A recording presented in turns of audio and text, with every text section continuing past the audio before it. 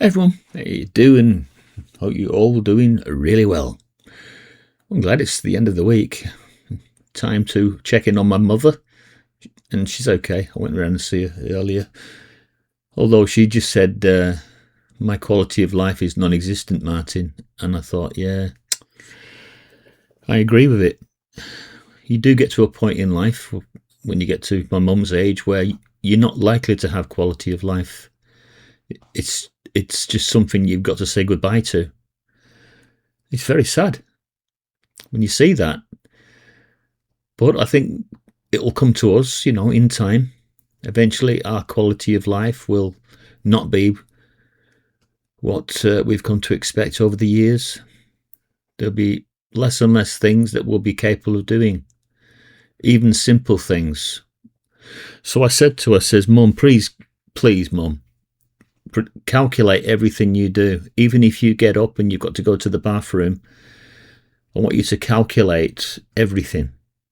Because you're on your own in that house. Yes, I can be round in 5 minutes, I said, if I need to be. But if you're trying to hold on to your independence, just carry out some kind of risk assessment every time you do anything around the house.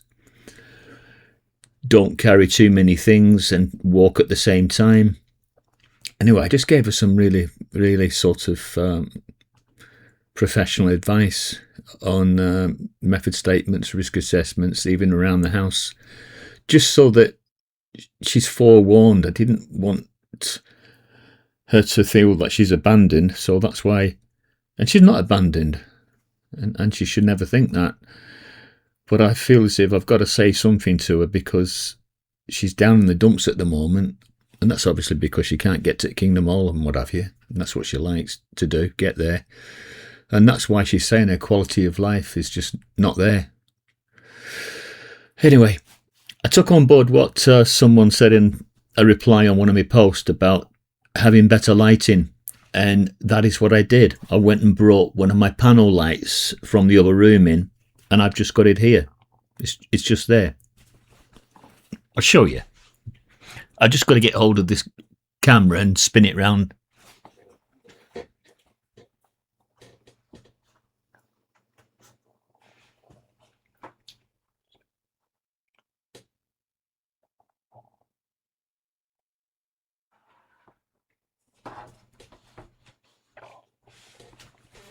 So that's the panel light that I've just brought in, and it's great. You just put it on a stand.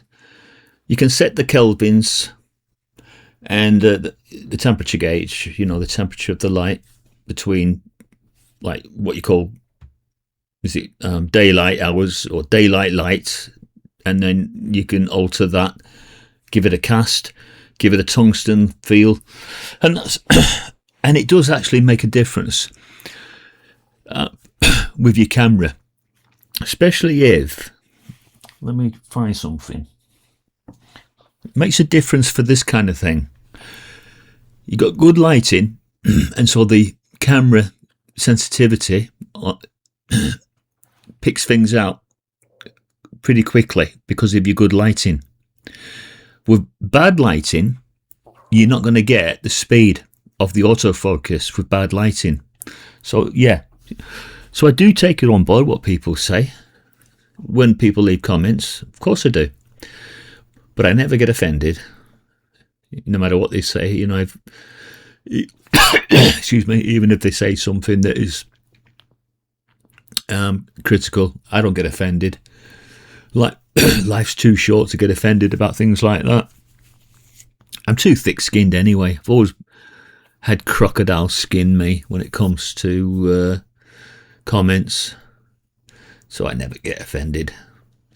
Rhinoceros skin, crocodile skin, that's me.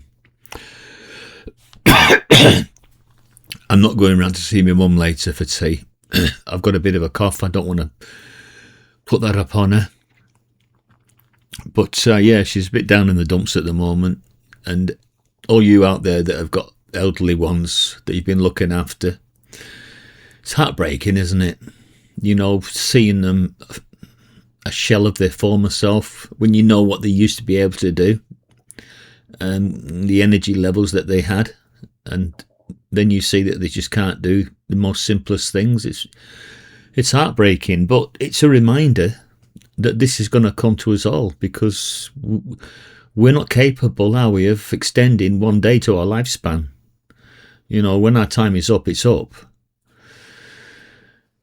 But to think that the original intention all that time back in the Garden of Eden was that man would never die. The original intention was that he would have a close relationship with the Almighty, and he wouldn't die. And he'd be able to speak to the Almighty every day if he wanted to, for guidance and direction. And that was the intention, but the serpent had other ideas and put the spanner in the works. And so we're left with what we've got today, and that is sickness and death. And we're just going to have to wait, aren't we, until we get into a better system before sickness and death is removed. Because they will become the former things which we know are passing away. But we tend not to be too patient about these things. We always want things doing quickly, don't we? And do you know why? It's because we don't understand the concept of time. We know the scripture that says that 1,000 years to man is one day to God. So we're impatient because of that reason. Because we only live till 70 years and 10. But the Almighty has been here forever. So he's the Alpha and the Omega, and he's been here. He has no beginning, and he will have no end. We have a beginning, as does the firstborn of all creation, including the heavenly ones. They have a beginning. Even Jesus Christ. And Satan, they have a beginning. They were created. The angels were created. But the Almighty, he wasn't created.